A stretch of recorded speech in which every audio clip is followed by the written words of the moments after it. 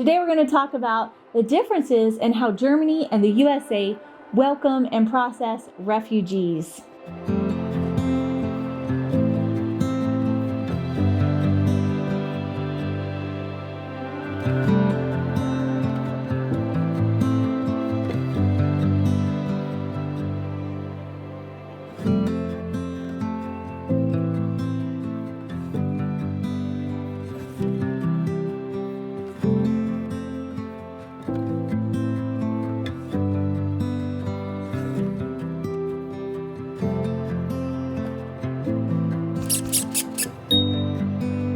So hey everybody, welcome back to our channel. I'm Sarah.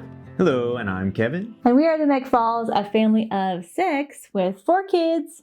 And a cat, and a hamster, and another family living with us. Yes, and a Ukrainian refugee family. So there's 10 people in our house and have been for almost 4 weeks. Well, I guess 3.5 weeks. By the time this video goes live, it's 4 weeks. Yeah. And that's what we're going to be talking about today. And we moved from America to Germany last year, February of 2021, and we've been sharing all of our adventures with you. So one of these adventures is having a Ukrainian refugee family in our home. And this is something that, at least for me, I had never in my life heard of an American family taking in a refugee family. So when the war broke out in Ukraine, and there was that first article I remember of all these people in Berlin going to the Berlin train station, holding up signs like with little cartoon drawings and stuff and saying, hey, you can come stay at my house. I was just like, wow, this is amazing. People just welcome these refugees into their homes. And I had never seen that before in the US. So that got me to thinking and researching. I wanted to know more about how refugees are treated and taken care of and allowed in Germany compared to the US. And obviously, because we've lived in both countries, we're just comparing these two countries. So we're going to be mentioning a lot of facts and statistics. For everything I'm mentioning, I will have the sources below in the description box if you want to fact check me, or if you have found that some of my facts may be incorrect, you're welcome to let us know in the comments below if you have a different fact source or whatever, okay? So we want to have accurate sources and we want to have accurate facts. We're presenting this to the best of our ability, but there's always human error involved in these kinds of things, so we welcome feedback. So first of all, we're going to go over overall refugee stats. There are an estimated 26 million refugees worldwide. It's a lot. Yeah, half of them are 18 or younger. That's the sad part. Yeah. Well, I mean, young families are the ones that are often displaced, and the men stay behind, and the women and the children are the ones that, you know, try to get out of harm's way. So 85% of these 26 million refugees resettle in developing countries. Did you know that? They're resettling in other developing countries where there's already ongoing conflict in those countries. Or just not the economic resources to support them. Exactly. So it's imperative that wealthier countries do more to help, just like Germany is doing right now, and Poland and Hungary and Austria and everybody who's helping out right now with the Ukrainians. So I thought this was interesting. The top 10 countries that accept refugees.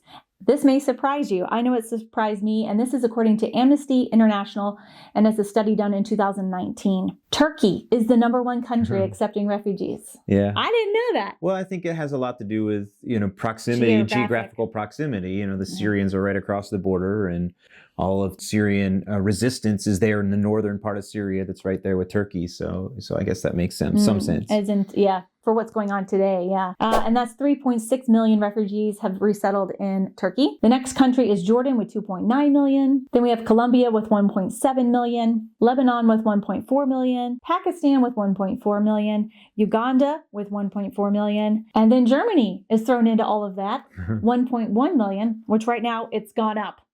You know, yeah, this was all of these numbers have 3 years ago or whatever, before Corona.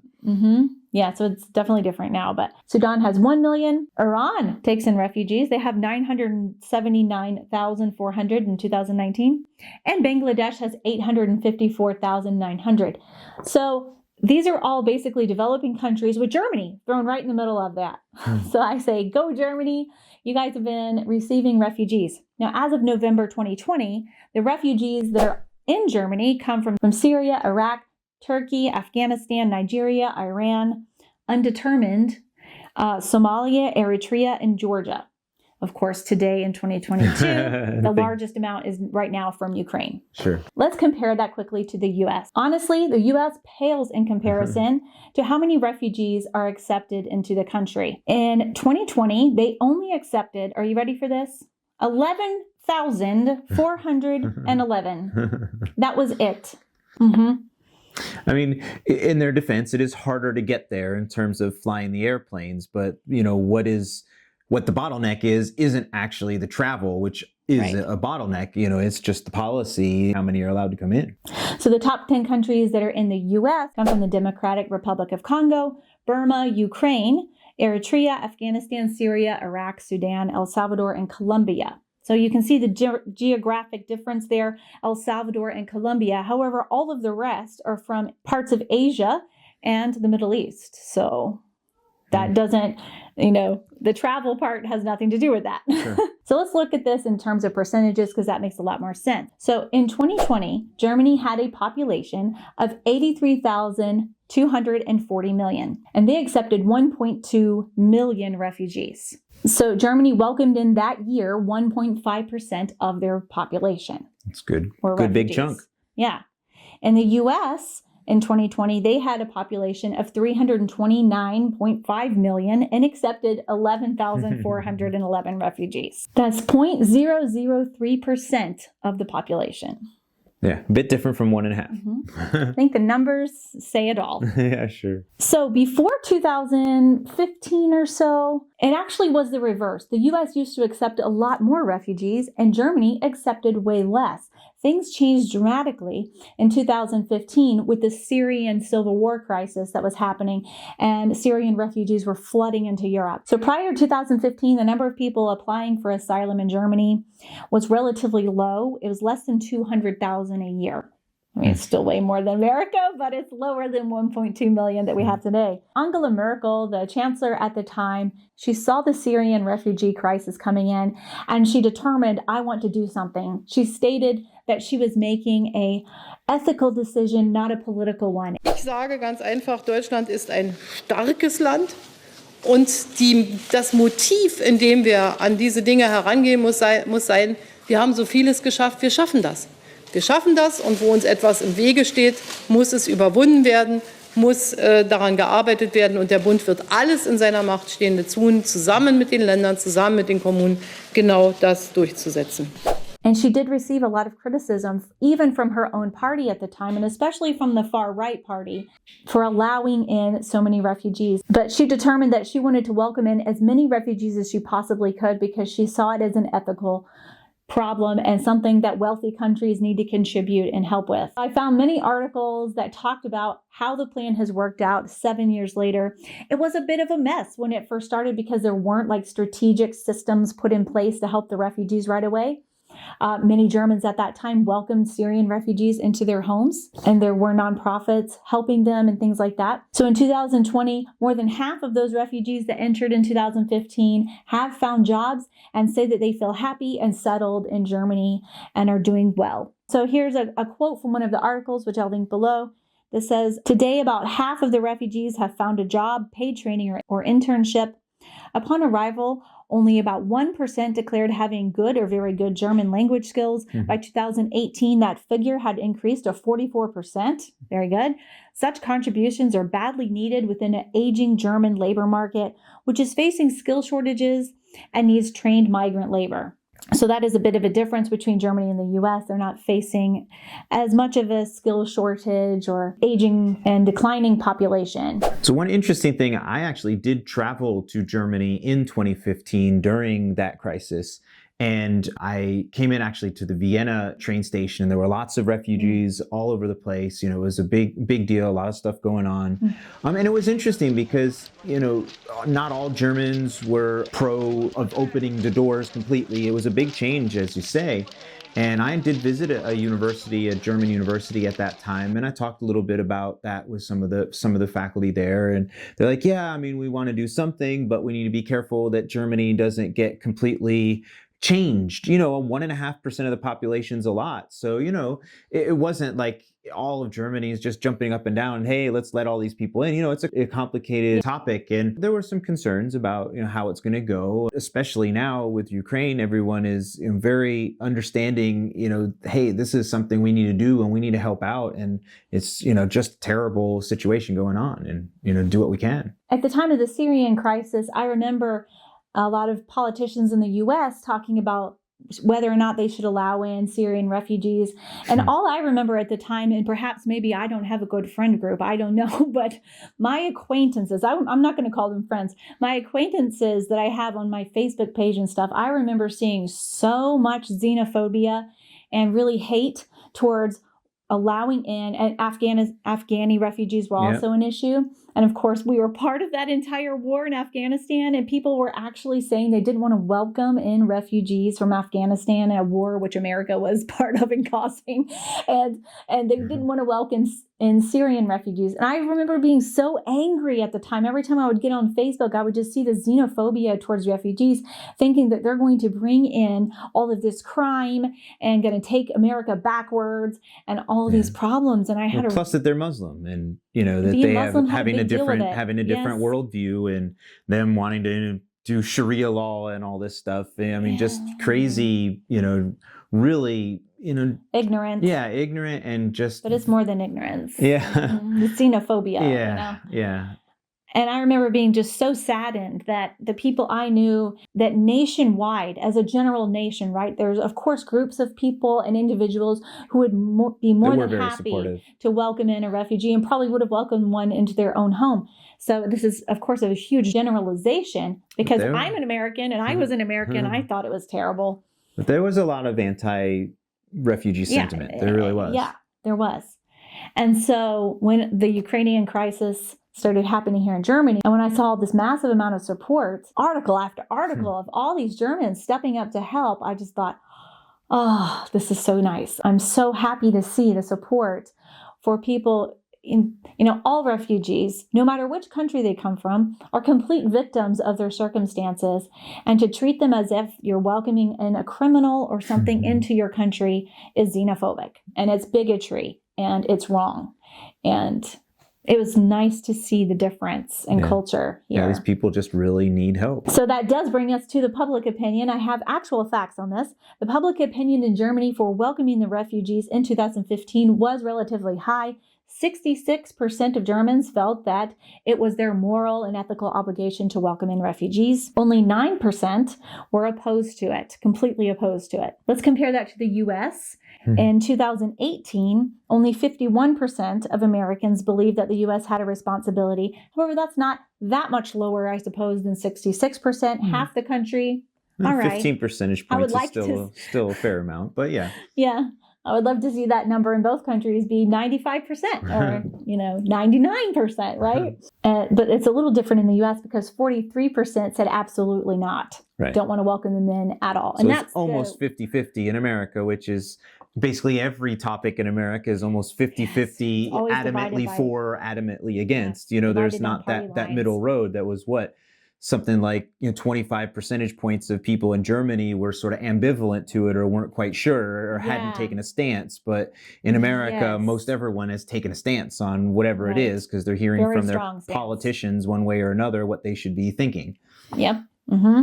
So honestly, before 2016, when Donald Trump became president, the U.S. was welcoming a lot more refugees into the country. It was never in the millions like Germany is doing right now, but it was much higher. But once Trump came into office, he started putting caps on the number of refugees that could be allowed in.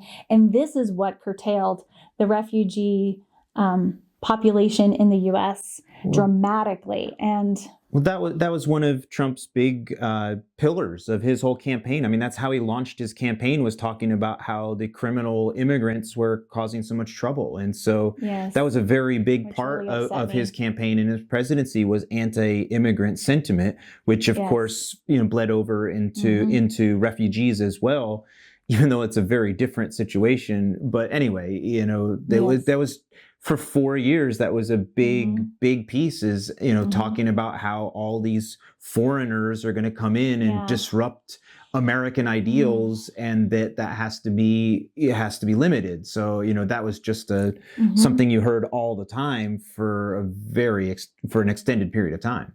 Yeah, against all immigrants. Yeah. Especially Hispanic ones that come across the border a lot. Yeah. And that broke my heart. And Muslims. Yeah. Hispanics and Muslims got the brunt of most of that. I mean, and my strong opinion on this is anytime you hear any sort of leader, anyone who chooses a group of people to blame their problems, the country's problems on, you need to run as fast as you can. I mean, that's what Hitler did. You choose one group and say, hey, you're the cause of all of our problems. This is a huge red flag that the leader is corrupt, and it's terrible for the culture, it's terrible for the mindset of the culture, and it's a really big issue. I loved studying Spanish from the time I was very young, and I have always loved learning about other languages and other cultures. I've always been internationally minded since I was a young kid. All this anti-immigration sentiment, which is what America is built upon, and the entire country, was built upon immigration. Right. It just broke my heart. I really hated to hear that kind of talk against immigrants. Yeah, so this anti-immigration, anti-refugee sentiment, it really kicked into play in 2017. And that decline came at the same time that the world had the highest number of refugees since World War II. So it came at a bad time. So the numbers for the caps that President Trump put on the refugees, until President Trump, the U.S. actually used to lead the world in welcoming the most amount of refugees, which that's great. That is the America that I know. That's the America that I know we could be and we used to be and need to get back to. So in 2020, President Trump put a cap on the number of refugees at 20,000 that were allowed in, and only 18,000 ended up actually coming in. In 2021, he lowered it down to 18,000, and 11,411 were welcomed in. Since Biden has become president, he increased the cap from 18,000 to 125,000. So, okay, now we're getting back towards the right direction. It still pales in comparison to what Europe is doing with Ukraine. I think the U.S. can improve on that, but we'll see how that goes. So another thing I researched was, once the refugees are in the U.S. or in Germany, how are they processed and how are they helped afterwards? From what I could find, the U.S. actually does do a lot to support them. Once the refugees are in the country, they partner with nonprofit organizations and companies to provide them with housing, a furnished apartment, and then do as much as they can to get them language courses and get them a job. They try to get them jobs as soon as possible. That's also been a big push here in Germany with the Ukrainian refugees. Yeah, so as soon as a refugee enters the U.S., they are eligible for getting a job and education and all of that. They are actually required to apply for a green card to become a permanent resident after 1 year of living in the U.S. And then after 5 years of residency, they become eligible for citizenship. So, okay, they take pretty good care of them once they're there. That's good. So as we said earlier, I've never seen this sort of response in the U.S.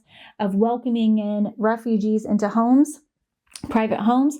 I don't know if that's legal or illegal in the U.S. I couldn't find any articles on whether private citizens in the U.S. have welcomed in refugees into their own homes. So that's not to say it's never been done before or it's not happening. But if it is happening, it's such a small number that it hasn't made news headlines. That's probably what it is. Just so we compare that to Germany, and more than 300,000 Germans have opened up their homes to Ukrainian refugees in the past 4 weeks. When the Syrian crisis happened, I couldn't find actual numbers on how many Germans welcomed Syrian refugees into their homes, but it was in the thousands from what I could tell. If you have actual facts on that, let us know in the comments below. So this is just a fun random fact. In Iceland, when the Syrian crisis happened, more than 10,000 Icelandic people stepped up and said that they would welcome in refugees into their homes. So that's pretty cool. Go Iceland. When it comes to welcoming in and processing the refugees in Germany, what we have found, I couldn't find like articles on some national strategy or whatever. I think it's still developing, but maybe. It's still developing for Ukraine. But I mean, with the past, with Syrian refugees, that was that's why Angela Merkel got some criticism, because there wasn't like strategies in place for when the refugees were welcomed in, which obviously is very important because the integration process needs to be smooth and needs to go well in order for success for the refugees and Germans. It wasn't really clear how helped in Germany. But just from our own personal experience, we've had to get them registered at the immigration office, fill out all the paperwork, make sure they get medical insurance, which they're getting, excellent medical insurance. And they will be getting work permits soon, and the children will be able to go to school as soon as their paperwork is processed. It was not that difficult. Kevin went with them to the Ausländerbehörde. We practically know them by name now. Okay, so now we can speak on our own personal experience of welcoming in this family. And from our perspective, what it's been like, we would love to share with you more, show you videos or, pictures of them, but we are trying to do our best to protect their privacy. And, what they're going through is it's so tough. It's so hard. They've lost absolutely everything.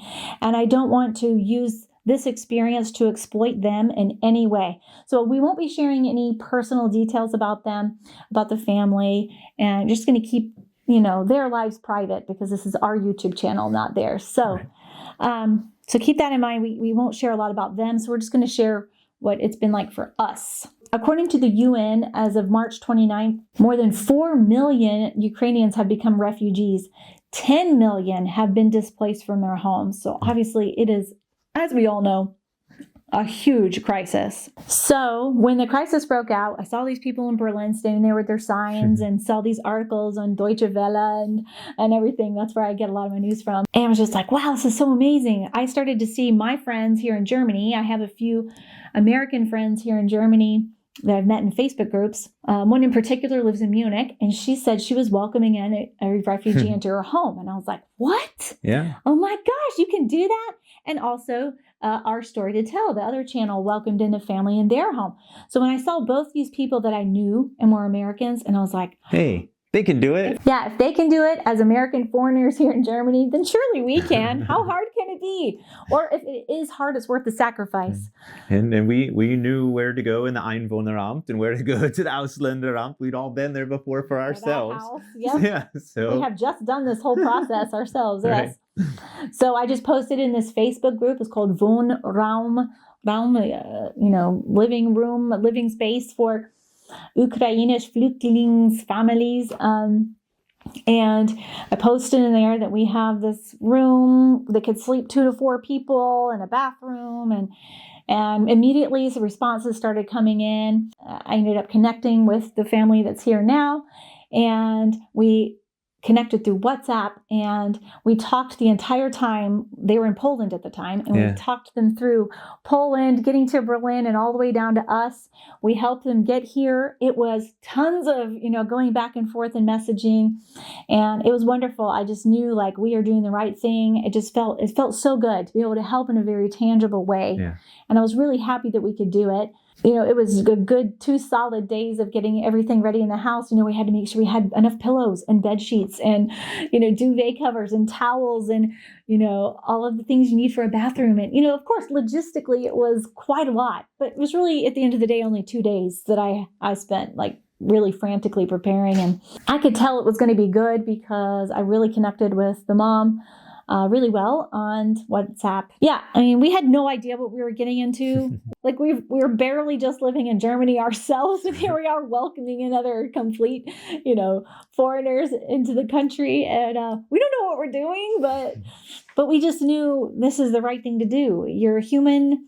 You got to help another human who's at their worst. And if other Germans can do it, so can we. So we were inspired by all of you. We were inspired by the German people. And, so we have 10 people living in the house now. It's not so hard to cook. You just have to cook double the amount. Everything is double the amount of food. They've been cooking a lot. That has been a really cool experience because the mom and dad both love to cook and they're very good at it. And the dad especially loves to cook. He's made us things from Kazakhstan. That's where he's from Kazakhstan, from Ukraine. We've had the borscht and something called mantovarka, which we'd never heard of, but we enjoyed that this week, and I've got video footage to show you here of that.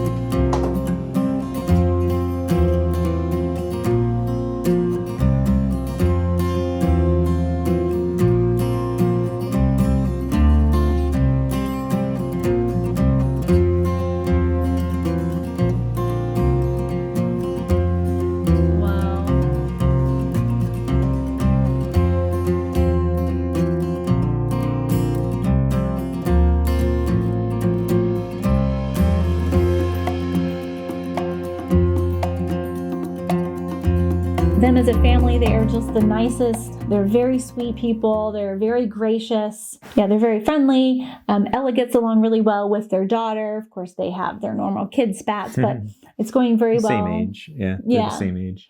So it's like Ella has sort of a cousin living here or a sister.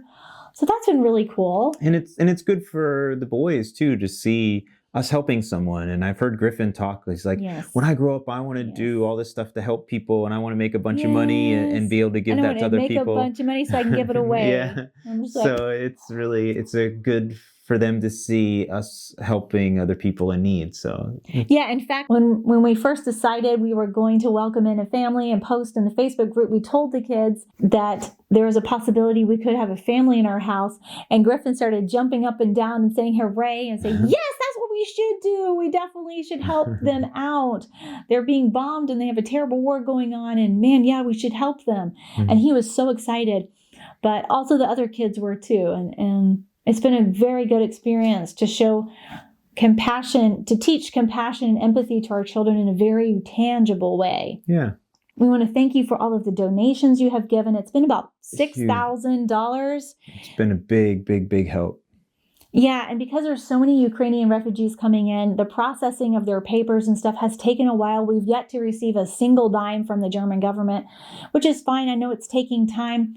Thank goodness we had your money, though, because that's what's supporting them. Yes, we've been giving them the wads of cash as they come in. We go and, get it out of our bank and give them 500 to 1,000 euros in cash. And that gives them independence so they don't feel like they're relying on us. And it's been great to be able to tell them this isn't our money. Right. It took them a while to realize that they're like, no, they did not want to take the money. Well, even still, they're very reluctant. But, to let them know that it came from all of you wanting to support them and wanting to help them, that helped them to be able to accept it and use the money for clothes. I mean, they came with a duffel bag and a carry-on size suitcase. I mean, they came with nothing for four people.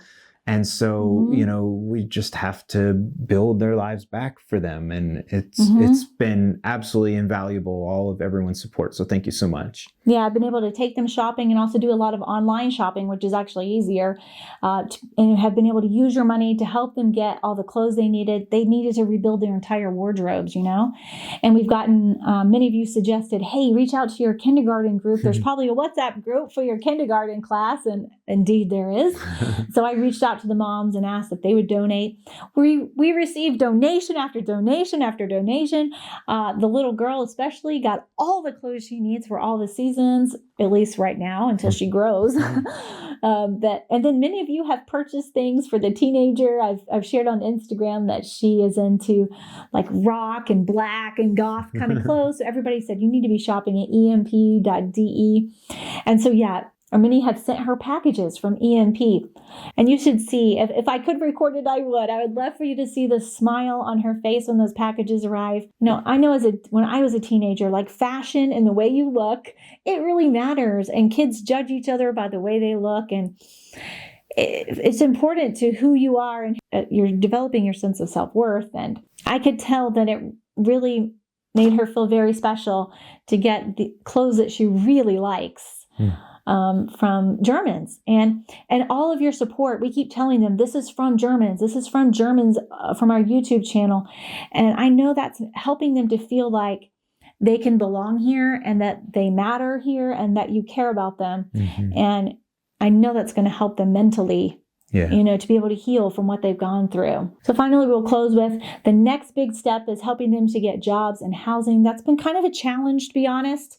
Well, we're not quite sure what to do and who to talk to. And some of the housing offices aren't sure themselves either. And the Auslander Behörde tells you to go to the Sozialamt. And the Sozialamt says, we don't really know what they should do for housing. Go back to the Auslander Behörde, go to your Rathaus. Well, we've already done those things. And nobody seems to know, and they send you from office to office. So if you guys have tips, if any of you are government officials and work in these departments, especially if you work in Bayern, let us know in the comments below. Please contact me. We do need your help. We would love to have help or someone to guide us through, because since we're not native German speakers, we don't fully know what we're doing either. So we do what we can, and it'll get there. But yeah, it's been a real interesting process. So far for housing, we have found that they're going to have to basically get their own housing from the subsidy that the German government gives refugees, plus whatever money they can make from a job. Thankfully, that's the benefit of living in a small town. We do have several contacts we're pursuing, and they're sort of kind of working out, not working out great yet, but we'll see. We'll keep trying. They don't have their work permits yet, so we haven't been able to really pursue getting them a job yet. It has been a very emotional experience and a really good one. It's definitely a sacrifice to have a whole nother family living in your home. I mean, but we couldn't have asked for a better family. Yeah, I mean, they're wonderful people, and we're very happy to have met them and know that I'm sure we will stay in touch and be friends with them the rest of our lives. And what a great connection we have through them. And now I'm so interested in visiting Ukraine and Kazakhstan. Honestly, in my whole life, I've never considered traveling to Kazakhstan. Well, now I'm learning about Kazakhstan through the dad, and he's showing us pictures and beautiful mountains there, by the way, that rival the Alps. So it gets us part of the Himalayas. But wow, we've got to go to Kazakhstan. We've got to go to Ukraine, of course, when Ukraine is put back together, and it will be. So thank you guys so much for watching. We hope you enjoyed this video. And if you do want to donate, I do have an Amazon wish list that I'll put in the description box below. We will also still take your PayPal donations. Every penny that you give, we just deposit in our bank and give them a lot of cash. And they have needed it. Well, tomorrow we're going to their bank to open their own account. So so hopefully we'll just be able to then we can just transfer it to their account. Right. Yeah. So we just really appreciate it. Of course, if you have other Ukrainian families or organizations you want to support, we totally understand that. Thank you for all you've done for them and for helping us out as well. And we will see you in the next video. Bis zum nächsten Mal. Ciao. Ciao. Tschüss.